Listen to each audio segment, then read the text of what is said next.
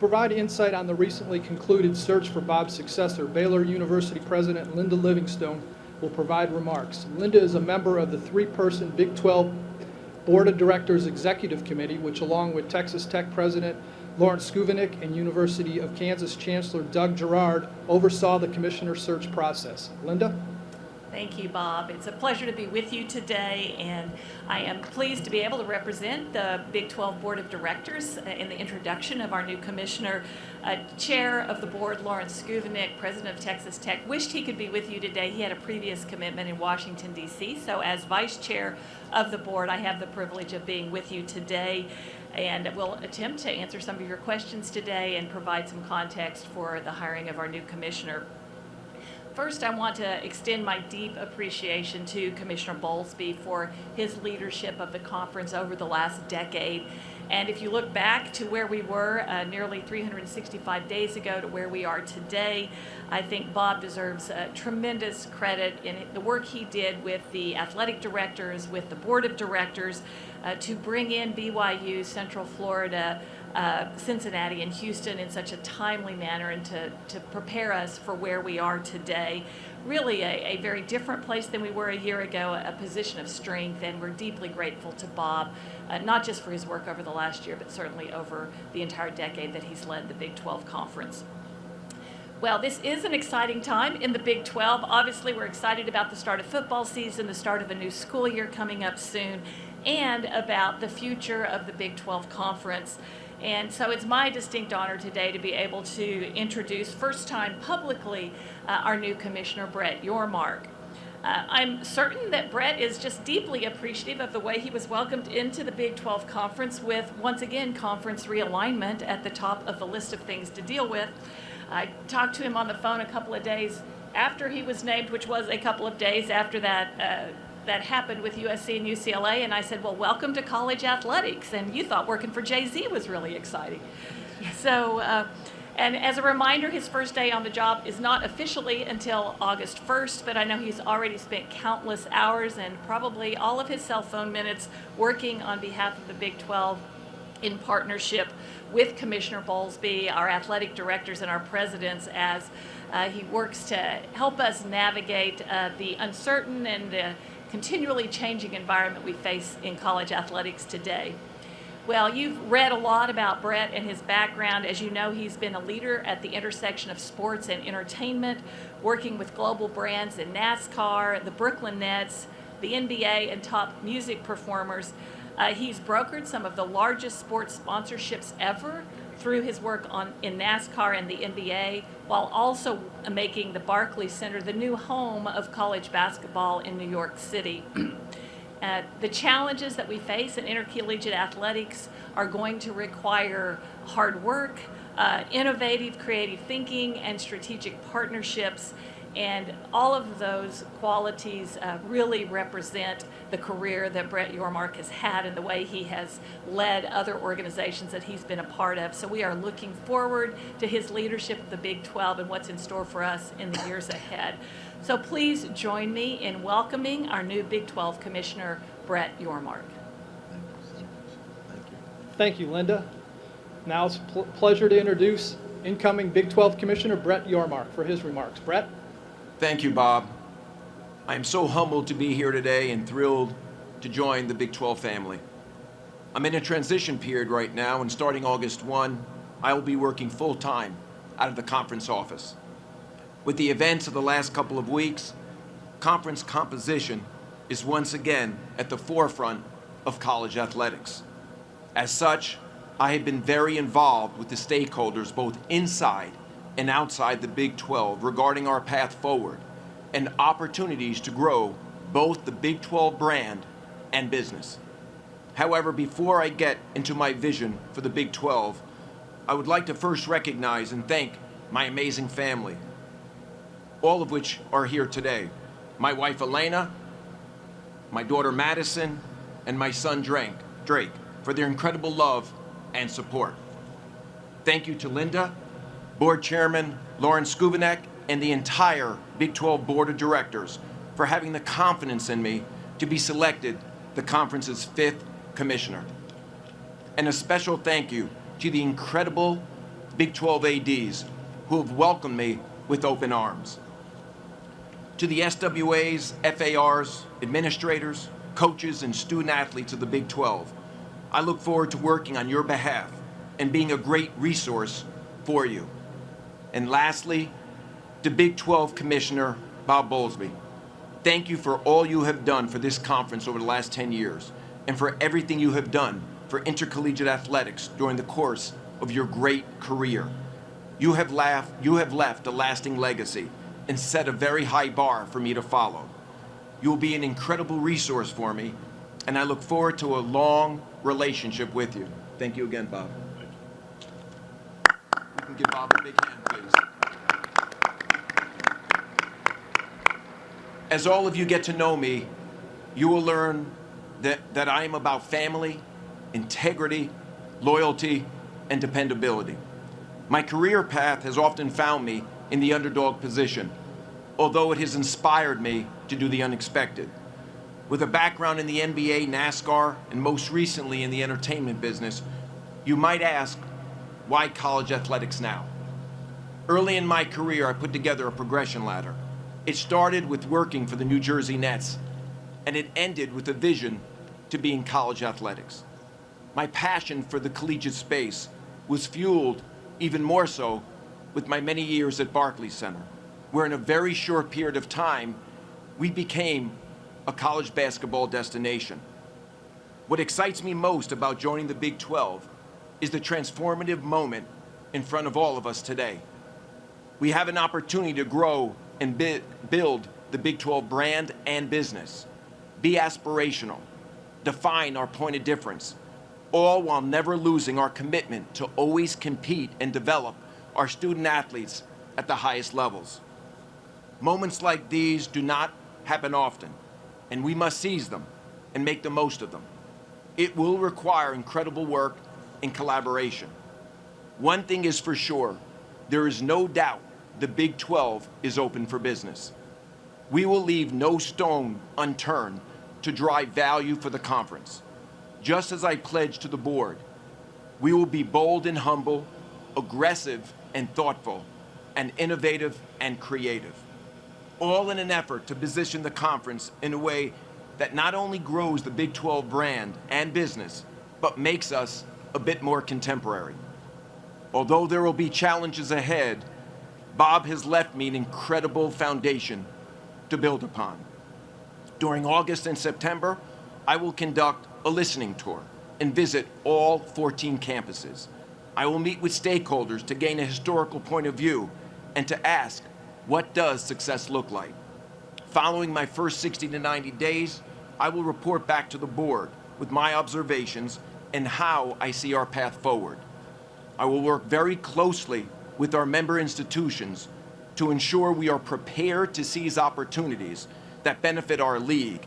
And if those happen within the first 60 days, we will move as fast as we need to. One thing is crystal clear. There is no higher priority than to best position the Big 12 for its upcoming multimedia rights negotiations. Everything we do must create momentum for these negotiations, as well as building the value of the Big 12 brand and business. I am learning the issues facing the NCAA and the conference in real time, such as name, image, and likeness, the transfer portal, student-athlete well-being, considerations of the NCAA Transformation Committee, and the CFP expansion. I look forward to learning the perspectives of our stakeholders on these issues and more during my visit to campus. I've been actively engaged in realignment and appreciate the incredible input I have received from everyone throughout the conference. Exploration and optionality is at the forefront of what we are focused on. Anything considered must be additive and not dilutive. Sometimes the best deals are the ones that don't get done. Although I have a lot to learn, I'm confident in my background and that it's well suited for this role, and I'm excited to go to work. I embrace the responsibility to be a steward of this great conference and to carry out the mission and vision of our member institutions. As much as we will aspire to do well, we must also aspire to do good and use our platform to drive positive change around us. I am thankful for this incredible opportunity, and I'm thrilled to be here. I want to wish all the football coaches and our student athletes a very successful season. I want to thank everyone for attending Big 12 Football Media Days. I look forward to working with you and getting to know each and every one of you. Thank you very much. Thank you, Brett. We will now open it up to questions from the media. However, before we do, Baylor President Linda Livingstone will be leaving the stage to take a 9 o'clock call. She will come back after the conclusion of that call and will be available for one-offs. So we do request that in order to ask a question that you please raise your hand, wait for the microphone holder, and then please state your name and affiliation when asking your question. Questions?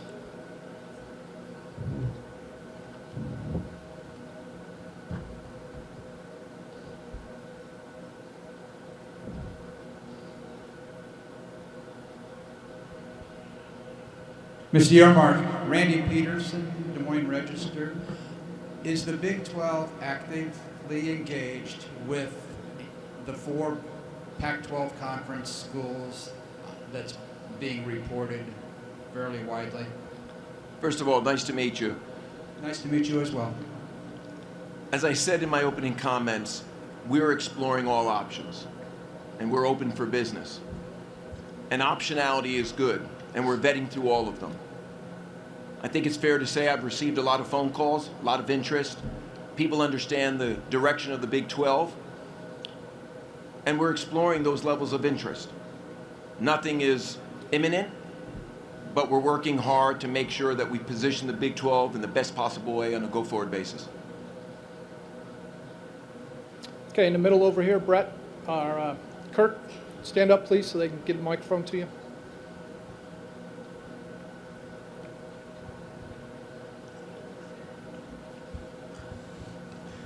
Kurt Bowles from the Austin American-Statesman. Brett, could you give us reasons why it would make more sense for the Big 12 to grab teams from the Pac-12 other than the other way around? That's a great question. And again, I'll say that there is not a definitive plan right now. We're exploring all options. I can assure you that given the time I've spent with our presidents, our chancellors, our athletic directors, we are a very unified group. Bob mentioned that during his opening comments. It was one of the things that drew me to the job, the alignment that the board and AD community all have for going forward.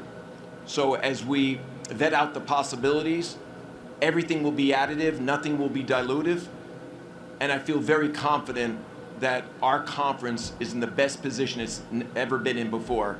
Bob is leaving us in a great place. Could also follow up and just say, do you feel like the Big 12 could become one of these super conferences like the SEC and Big Ten? As you get to know me, I don't really pay much attention to anything else but us. And I think there's incredible upside with the Big 12.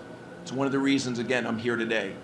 We have a chance to build our brand, our business, nationalize our conference in a way that hasn't been done before, and I'm excited to go to work and start that process. Center aisle. Brett Curtis Quillen, KCEN TV, Channel 6 in Waco, straight ahead on the aisle, sir. Oh, okay, thank you. I'm not going to ask a realignment question, but you've mentioned name, image, and likeness a few times. Given your background, how do you feel you can best guide the universities as everybody kind of navigates this new thing that came to be last summer? Well, I can say at a high level, I'm an advocate of NIL.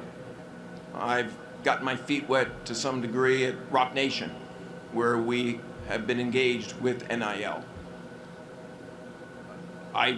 From a personal point of view, having not really spoken to many of our key stakeholders about it, I think there needs to be guardrails. There probably needs to be uniformity. And maybe the conference needs to take a bigger role in what NIL looks like going forward. But I think given my background, having spent so much in the time in the commercial space, I'm very well suited for NIL in whatever form it takes on a go-forward basis. Yeah, Barry Trammell with the Oklahoman. I think you were just on June 29th. I don't know how much earlier than that you knew you'd been hired. 2 days later, we get the Pac-12 news of USC, UCLA. What were your reactions when you heard that? Was it some sort of, hey, this is interesting, or was it, holy crap, what have I got myself into? Or what was your reactions when 2 days into the job, all hell breaks loose? Well, my reaction was probably both, but I was excited by it in many respects because I saw there was opportunity, and I figured I'd be thrown into it a little sooner than I had thought. And as Linda has said, I've been working very closely with Bob and others on defining our path forward. So I do look at it as an opportunity. As I said earlier, we're going to vet out all the possibilities and options and determine where we go. Yes, Commissioner Yormark, Robert Allen with the Cowboy Radio Network, Pope's Report, and Triple Play Sports Radio. Got a few jobs. I have two right now for the next couple of of weeks. And Yes. you do, and your future one is quite a challenge. The man next to you will tell you that, I'm sure. Wanted to ask you two questions real quick. Progression ladder, very intrigued by that philosophy. You touched on it a little bit, but what made the Big 12 and being the commissioner here an important part of your progression ladder? Secondly, I know you've met with the board. I know you've met with the athletic directors. I also heard you sought out the cell phone numbers of all the head football coaches. From those conversations, if that's true, what have you gleaned from the head football coaches in your conversations? Well, first of all, I'm thrilled to be the next commissioner of the Big 12. As I said in my opening comments, I always had a vision to be in college sports.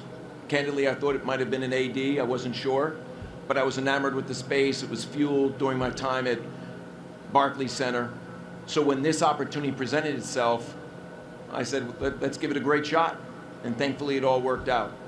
As it relates to the football coaches, I didn't have many conversations with the football coaches. Really, for me, it was a way to introduce myself, let them know I'm a resource. I'm 24/7, and I'm thrilled to be part of the Big 12 family. And so I did have some nice dialogue with many of the coaches, and it was more just very high level, me saying hello, and again, telling them I'm looking forward to seeing them this week. All right, thank you. Thank you. Hey, Brad Garen, the EMIG of the Tulsa World, right toward the middle. How's it going?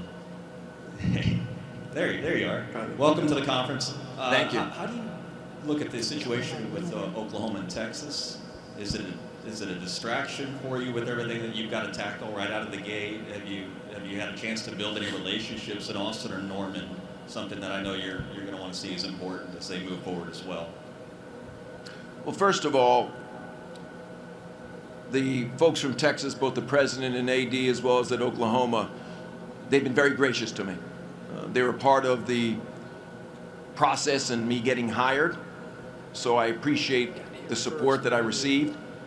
I'm sure there's going to be a moment in time where we're going to sit down and discuss the future. Obviously, I don't start till August 1, and I look forward to doing that. And that's really all I can say at this point in time.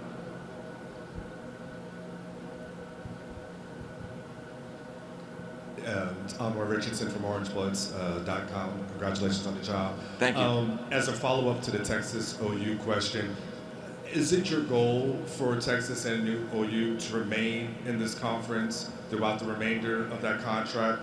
Or with new teams coming in, does it behoove you to maybe try to figure out ways for you guys to part ways a little bit sooner? From my perspective, and again, I don't start till August 1. I have a lot to learn.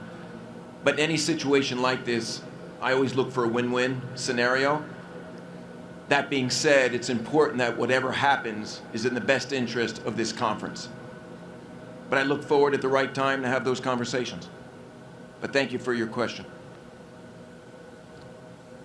In the back.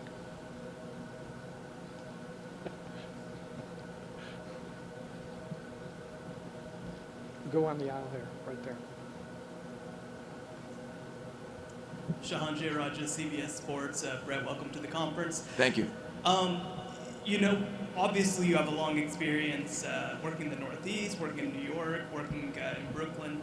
What kind of draw you to this space, and what kind of made this conference and this timing right? Well, as I said, well, first of all, I've spent a little time in Dallas over my career. When I was at NASCAR, I used to come here, obviously, for race weekends. And I like the market. It's a very vibrant market, and looking forward to being part of the community. You know, my plan, obviously, is to move here. And I'm excited about that. And just generally speaking, you know, the move to the Big 12 was very exciting for me because I think we can have a very special moment. I think there is incredible upside here. Again, Bob has left me in a great spot, and my goal is now to take the baton and move it forward. And I plan on doing that with the collective staff at the Big 12. And, you know, in my opening comments, I didn't have a chance to thank the staff at the Big 12, but I've spent the last 2 days in our office. Bob put together an incredible team, and I look forward to working with them. They have welcomed me with open arms, and I look forward to doing some incredible things with them over the course of the next couple of years.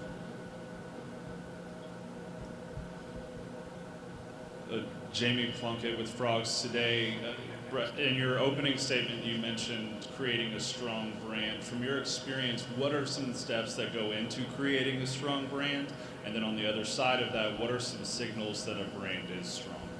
You know, from my perspective, again, Bob has positioned the brand in a great way, but I think there's opportunities as I learn a little bit more about the brand and our fan base to become a little bit more national, to position our brand a little younger, hipper, cooler.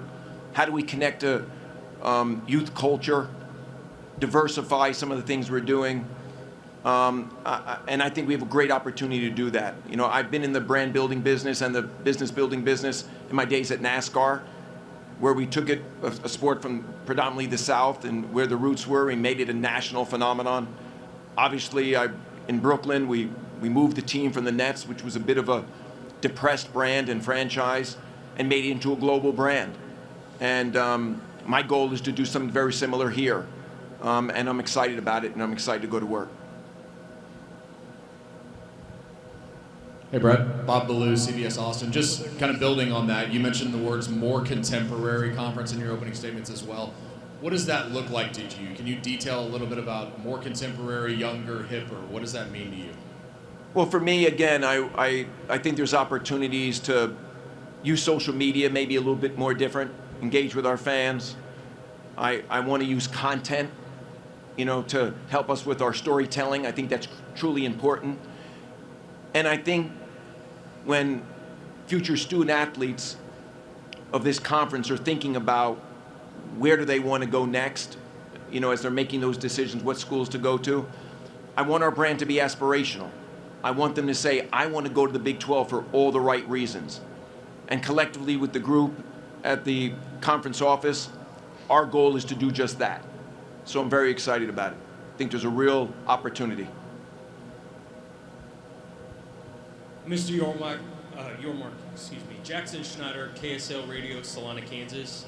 You mentioned a minute ago the transition from the Nets to the Barclays Center and kind of that rejuvenation that you did with that brand.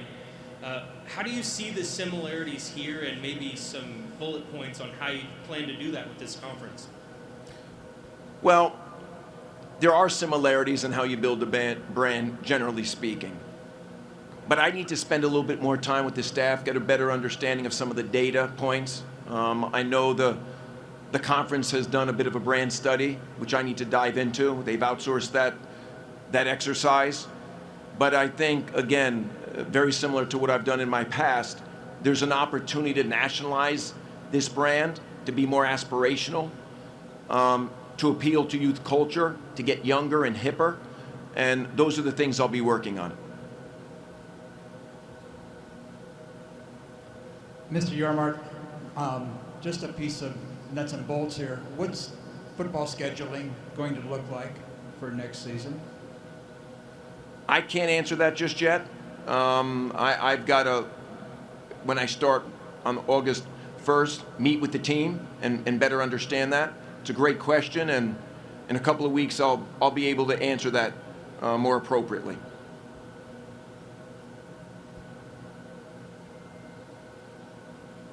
Hi, over here, Heather Dinich with ESPN.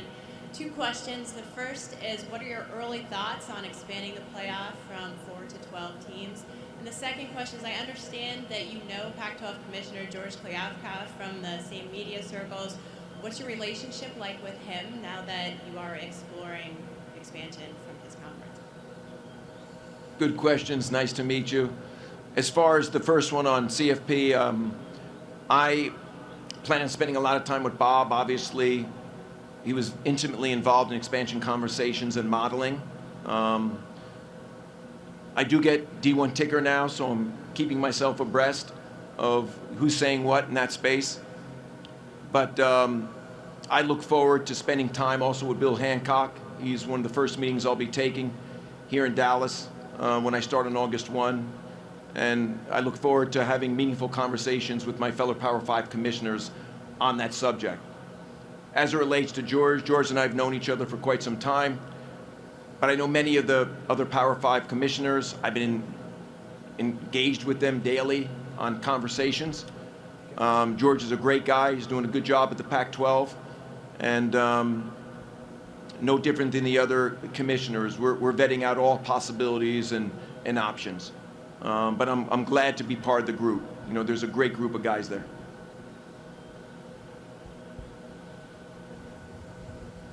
Right here. Commissioner, welcome. Kellis Robinette here from the Wichita Eagle, Kansas City Star. I was wondering, when it does come time to negotiate a new media rights deal with TV networks, streamers, whatever it may be, what do you think the top selling points will be when you're talking with those people? How attractive is this conference to new TV networks? Well, first of all, I'm bullish on the conference. And what we look like today and what we look like when we enter those negotiations could be very different. Obviously, we've got 3 more years with our current partners. I've had a working relationship with ESPN and Fox for many years. I'm big fans of what they do. They're the best in the business. And I look forward to, at the right time, engaging with them on meaningful conversations on how we can enhance and amplify the value equation and how they glamorize and promote and market our great conference. So there aren't any specifics that I can speak to now as far as how we're going to position ourselves differently, because there's a long time between now and when we'll commence negotiation. But I'm looking forward to that moment, and as I said earlier, everything we do from this point forward will lead towards that negotiation period. How we build our brand, how we build our business, conference realignment, all that will probably play a role in whatever dialogue we have.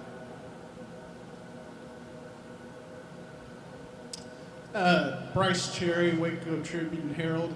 Brett, welcome to the conference. Thank you. The gentleman sitting to your right there, even after 10 years, was able to surprise us from time to time. Last year, he dropped a bomb that he was a college wrestler, which I didn't know. Maybe other media in the room did at the time. But what is something about Brett Yormark that we might not know? We would be surprised to know. That's a great question.